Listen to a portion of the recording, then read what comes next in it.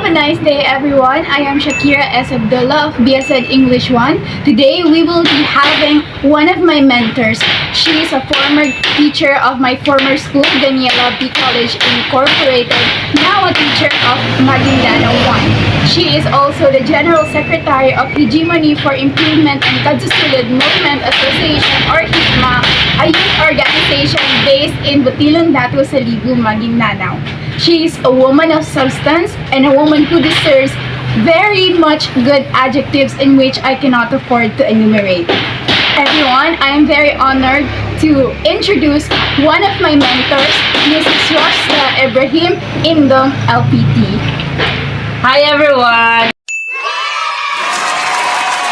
Assalamualaikum. First of all, thank you very much, ma'am, for allowing me to interview you today. Thank you also for having me here. Okay, let's get to the point. My first question to you, ma'am, is have you experienced writing about technical subjects, example, letters, proposal, contracts, brochures, or any other technical subjects?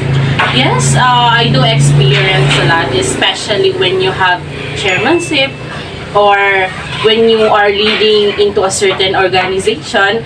You would always need to have courtesy letters, communication letters, and even proposals about projects or campaigns.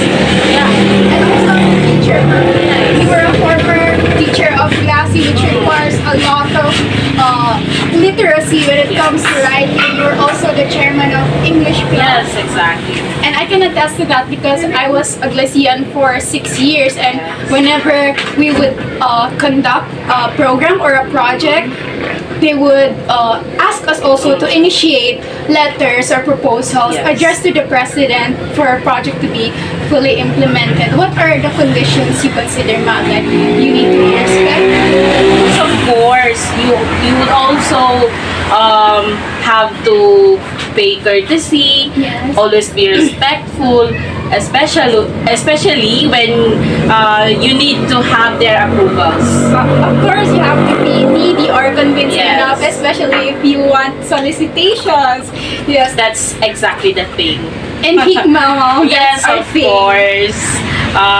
We are very fun, should I say, fun of having that letters or solicitation letter, because it's non-profit organization, and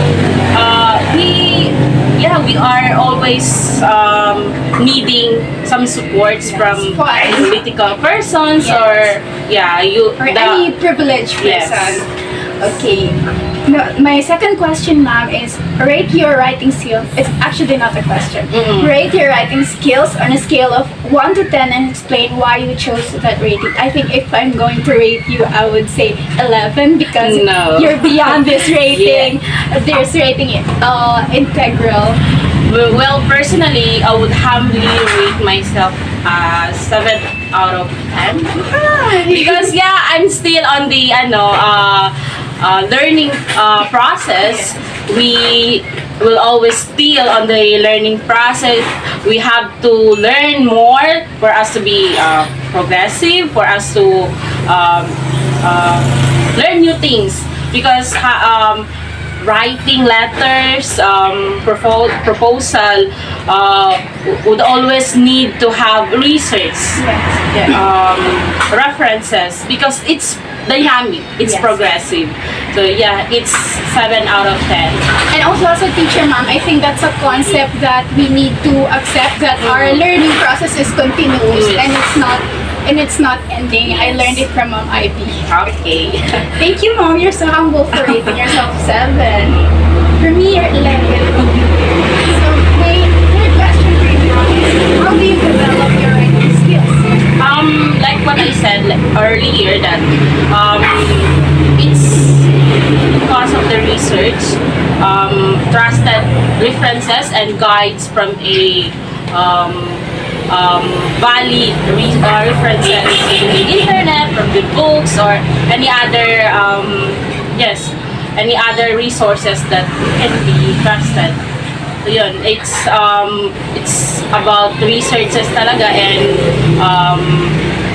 guides from trusted references. Also, ma'am, as a teacher, you're an English major, Yes. so every day, if you review your references or if you review your books, you also learn or put the things back or Yes.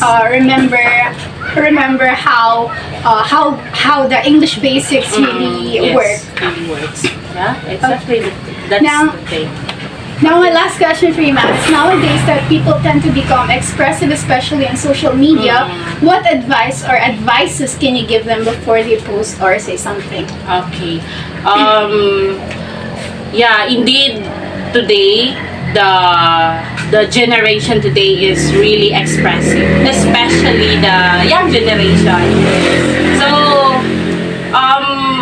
I would say that you should always think before you click. That's really the thing is click. No, I mean think first before you click, before you say something, before you give opinions, before you post on the any other social media sites. So yes, educate yourself first. Know what's the situation. Learn and be observant to the surroundings before you say your opinions and before you say something. And I think if you're unsure of things, you should just stay silent about Yes. it Exactly. rather than throwing any words from your mouth that could lead to some commotions. And also, I think the generation today is given too much freedom. Too much freedom Yes. sometimes leads to too much also freedom to degrade other people, to spread fake news and any other bad things.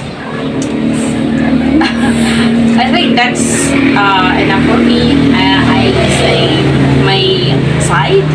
So yeah, Thank you so much, ma'am. We've learned a lot from you. hopefully. Thank you for this time and thank you for the view. Also, thank you to our cameraman. So Thank you. this has been Shakira. I hope you learned from us. I hope you learned from our very beautiful woman of this afternoon, woman of course, her husband, Mrs. Rosda Ibrahim in the LP. Bye. Thank you.